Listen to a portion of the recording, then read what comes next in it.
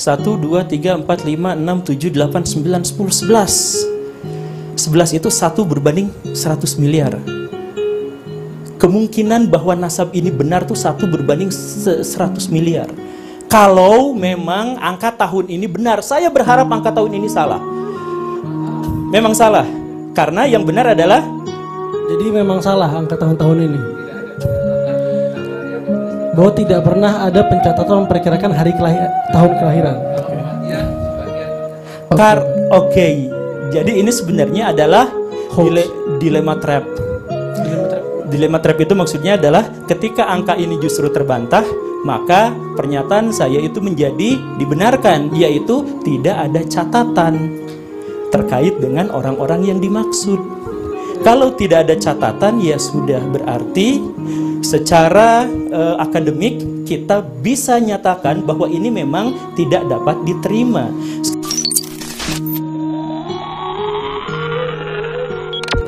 Tolong dikonfirmasi, saya hanya ngambil dari internet karena saya tidak memiliki akses terhadap manuskrip dari Rabi'ah Alawiyah.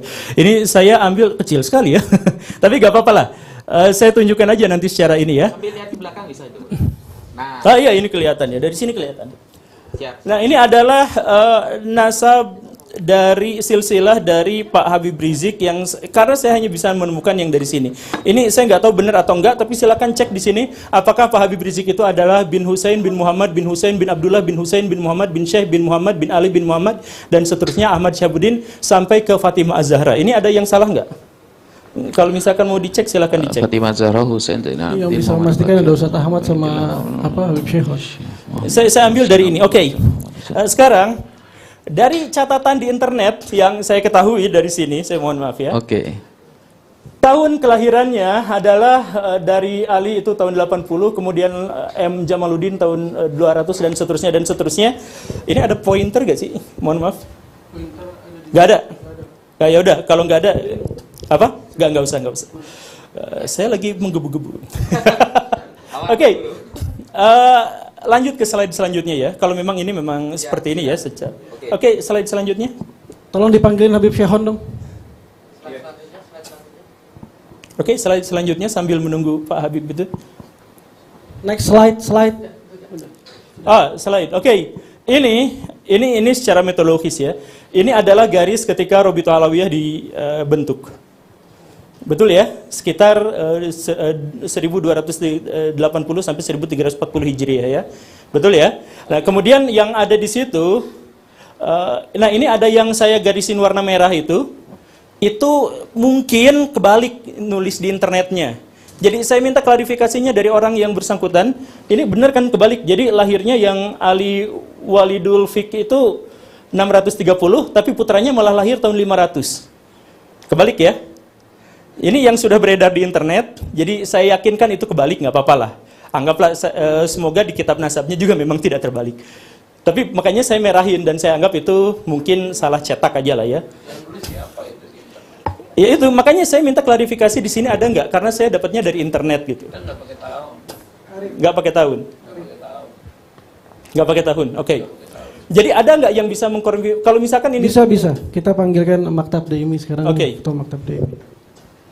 Kalau silsilahnya tidak bisa, tapi kalau dengan tahunnya enggak. Oke. Tapi ini soalnya beliau sudah sampaikan dari awal. Ini dari internet. Ya, ini makanya saya minta ada orang di sini yang bisa mengkonfirmasi apakah ini benar atau salah gitu. Karena saya menemukan di sini ada kejanggalan-kejanggalan, makanya saya merahin itu. Saya yakin ini dari nasabnya pasti keliru ini. Nasabnya nggak mungkin kayak gini, itu di internetnya disampaikannya mungkin salah gitu. Tapi ini dari pihak Pak Habib Rizik kalau nggak salah. Ditampilkan ini nasab saya gitu. Tapi saya juga nggak bisa mengkonfirmasi, jadi yaudah saya tunggu aja.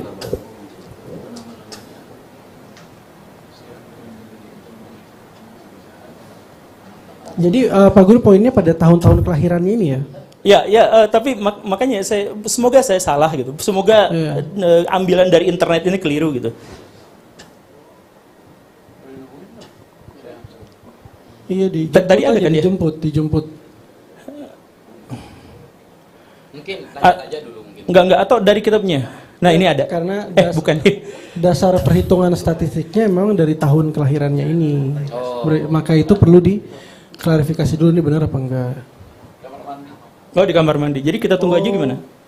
Enggak apa-apa. Enggak apa-apa kalau ditunggu aja enggak apa-apa. Cuman saya sekali lagi menekankan ya bahwa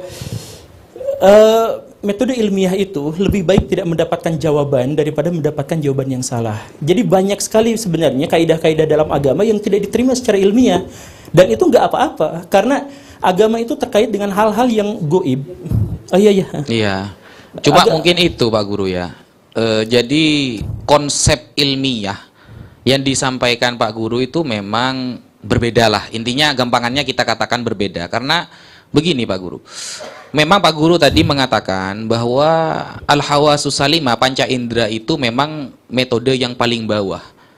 Tetapi ternyata saya lihat tadi memang statement dari Pak Guru selalu mengarah kepada panca indera.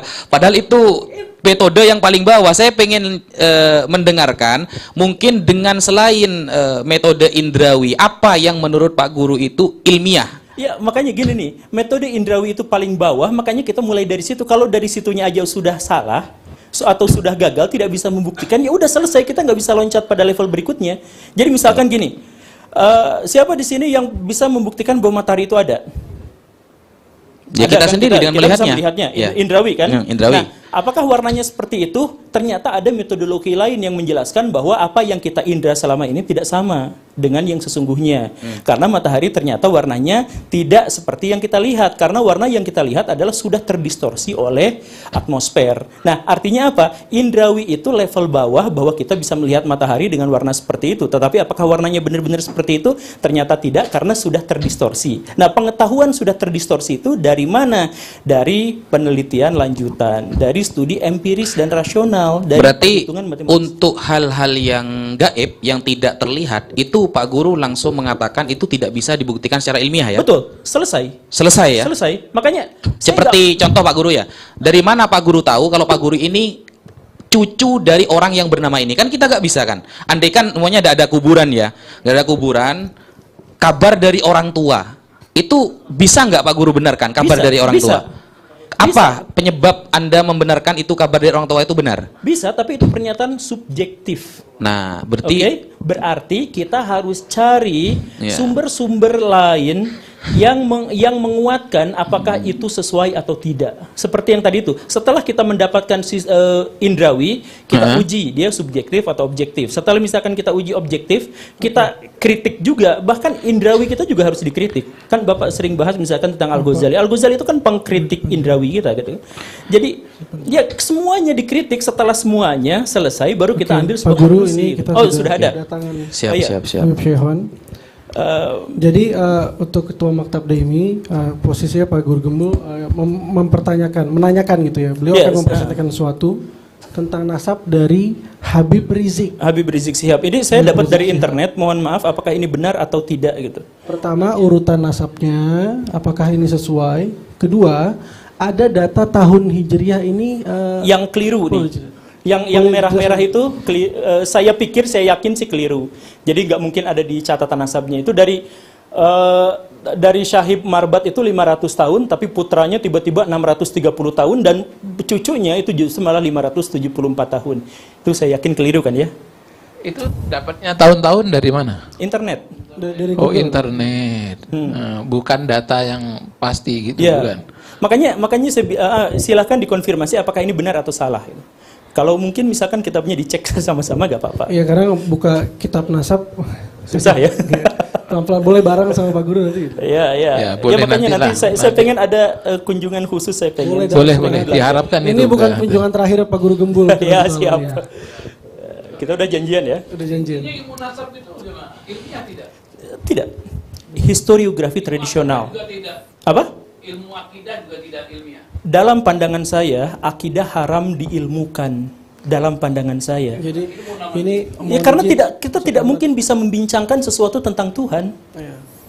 Ini boleh diteruskan aja, Pak Guru. Oke, lanjutkan. Jadi gimana, Pak? Apakah Oke, ini kita karena memerlukan verifikasi ini dan Maktab Daimi kalau ini hari Ahad, Maktab Daimi itu libur. Oh, gitu. Jadi nggak ada tim untuk Jadi memperlihatkan lanjut aja. data. Lanjutin aja. Oke, lanjut aja. Gini ya. Kalau ini dianggap lanjut, kalau ini dianggap memang untuk sementara waktu kita terima dulu ini kabar dari internet yang belum dikonfirmasi, bahkan ketika saya di Robitul Alawiyah. Ada satu mungkin, Habib. Urutan ininya aja. Urutannya aja lah, urutannya aja. Kalau Urutannya udah. Urutannya sesuai. Oh, lagi dicek. Oke. Nah, sekarang kekeluargaan baru Pak itu ada perempuannya. Bu. Oh, jadi kekeluargaan itu harus ada perempuan, harus ada anak kecil. Ya, kalau laki-laki semua ngeri, Pak. Iya. Nanti Bapak dituduh pendukung. Oh. Oke, saya sambil nunggu. Iya, silakan. Dan ini apa buat para pemirsa mungkin ya. Ini ketemu ngobrol begini bukan berarti ujungnya itu harus ada menang kalah kesimpulan bersama tuh nggak begitu loh. Itu sharing seperti ini bukan berarti tujuannya ke sana. Ya, dan alhamdulillah ketika langsung bertemu dengan Pak Guru, minimal kita sudah tahu, oh begini cara berpikir beliau. Oh, ternyata cara berpikir saya seperti ini. Jadi kita bisa tahu di mana letak perbedaan dan cara menjelaskannya seperti itu.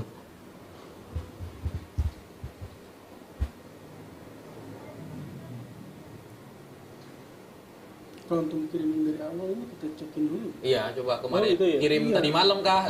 Saya cek dulu. Cekin dulu jadi nggak perlu waktu lama. Iya. Objektif. Iya, karena beliau buka data nasab kan. Ya, harus Soalnya cek ini nasab. dadakan nih. Oke, jadi Pak Guru Benar, sudah benar konfirmasi, katanya Pak Guru. urutannya sudah betul. Benar. Urutannya sampai sejauh ini urutannya sudah benar, tapi angka tahunnya nanti dicek kemudian gitu ya. Oke. Iya. Ini yang saya merahin tuh Itu ada nama yang salah. Di mana? namanya yang salah. Jadi itu Abdurrahman bin Ali. Abdurrahman bin Ali. Abdurrahman bin Yang ini Abdurrahman Asgaf ini harusnya Abdurrahman bin Ali. Bukan. Abdurrahman Asegaf punya anak Abu Bakar punya anak Ali.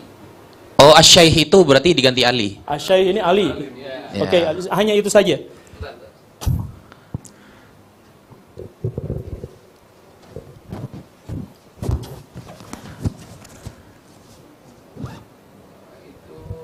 Itu nama Sum'ah itu Muhammad. Yang mana?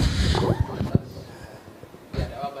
Itu Nggak apa-apa. julukannya. Oh, nama julukan. Tapi benar julukannya ini. Biasa. Oh iya, oke. Itu nama daerah. Ya. Lanjut Pak Guru. Cetakin dulu. Oh, ini. Nah, iya. Siap. Lanjut. Oke, saya berprasangka baik saja bahwa catatan ini memang sejak awal salah gitu. Jadi yang bukan sejak awal salah, yang nulis di internetnya itu ini salah nih. Karena dia lahir tahun 630, kemudian anaknya malah 500, kemudian anak berikutnya itu sama 600 ini. Makanya saya merahin, saya tidak masukkan ini sebagai argumentasi. Tapi coba misalkan ini adalah salah satu dari nasab yang bisa saya akses di internet ya. Di sini ada angka tahun 200, tahun 240, tahun 260, tahun 320 dan seterusnya sampai yang merah ini. Tapi yang merah tidak saya ikutin, tapi yang di sini aja. Di sini secara statistik ini sangat-sangat tidak mungkin. Ini statistiknya ya. Jadi kalau misalkan saya jelasin gini. Kalau saya tunjuk random orang yang ada di sini, siapa yang lahirnya, atau misalkan kita tunjuk random aja orang banyak gitu ya. Kita tunjuk siapa, saya akan tunjuk satu orang gitu. Maka peluangnya, probabilitasnya, saya menunjuk orang yang lahir di tahun yang belakangnya genap puluhan, itu 1/10 kemungkinannya. Itu pasti, secara statistik begitu. Iya kan? Jadi saya tunjuk aja sembarang orang di sini, misalkan di kerumunan orang dari anak kecil sampai orang dewasa, kemungkinannya itu pasti 1/10. Karena angka memang cuma 1/10, 1 sampai 10 gitu kan, atau 0 sampai 9. 1/10. Nah, tapi kalau misalkan ada tertulis 200, 400, 6 dan seterusnya sampai ke bawah, ini sampai 1, 2, 3, 4, 5, 6, 7, 8, 9. Ada 9, artinya apa? Probabilitasnya, kemungkinan untuk bisa lahir keluarga dengan nasab, runtutan nasab seperti ini adalah 1/1 miliar. Itu kemungkinannya. Jadi, kemungkinan untuk ini benar seperti ini 1/1 miliar. Dan secara ilmiah, ini sudah bisa disebut sebagai mustahil. Tidak mungkin. Dan yang luar biasanya adalah setelah ini saya coret, padahal ini juga sebenarnya masuk kategori. Nah, di sini ada Faqih Muqaddam, itu beda sendiri. Angkanya tidak sama seperti yang lain, tapi ini 574. benar-benar akurat sampai ke empat-empatnya. Kenapa? Karena beliau tercatat sungguhan.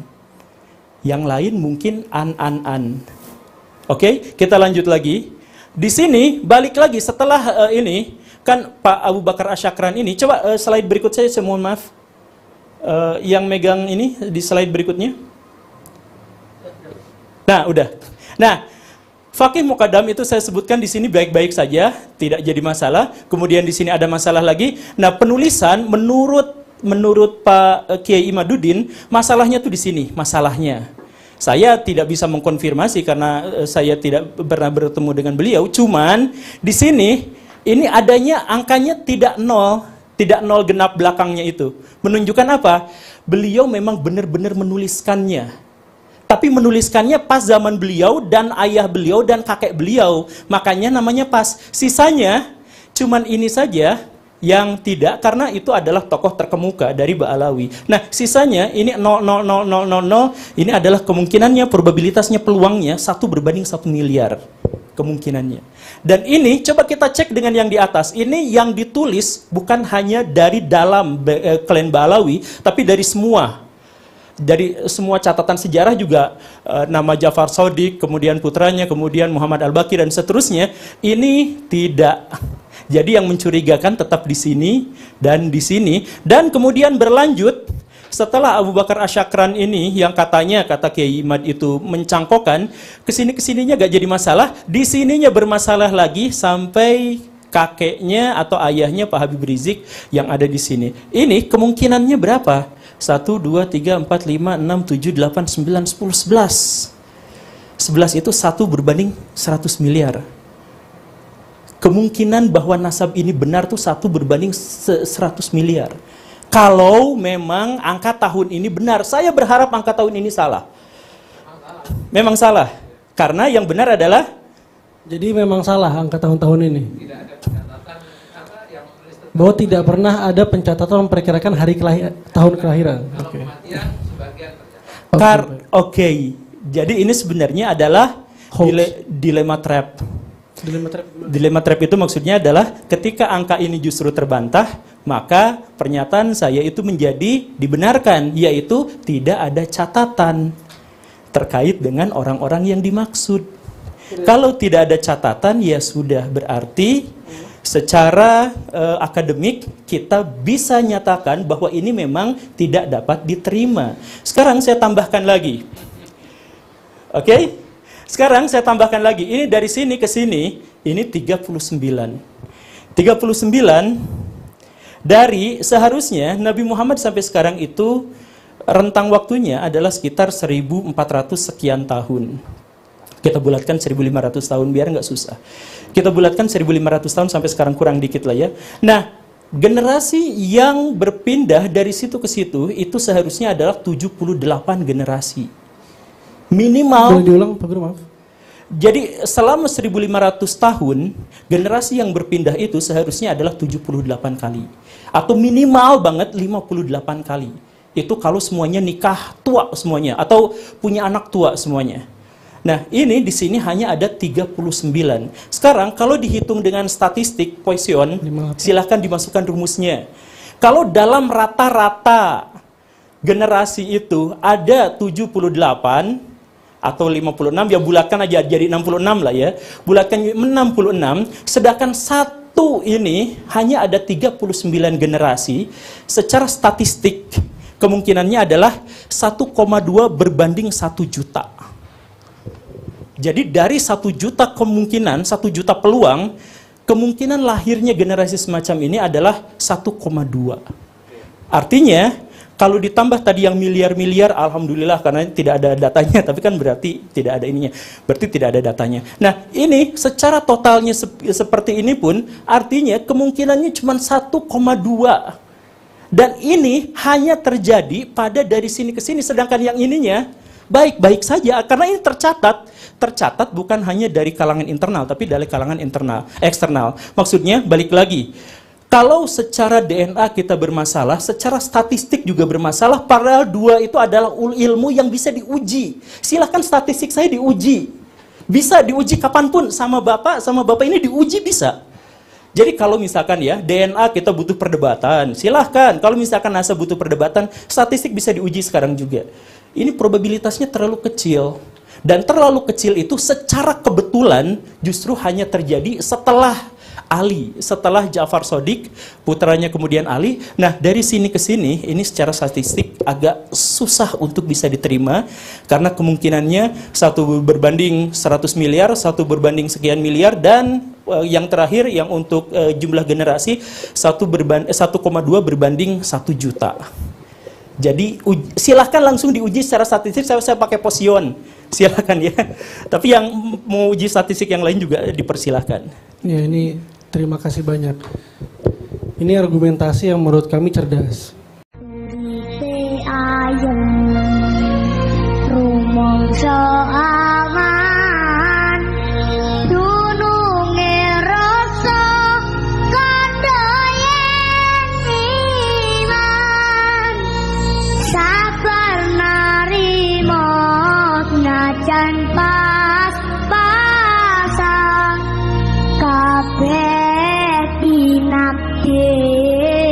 Saking pameran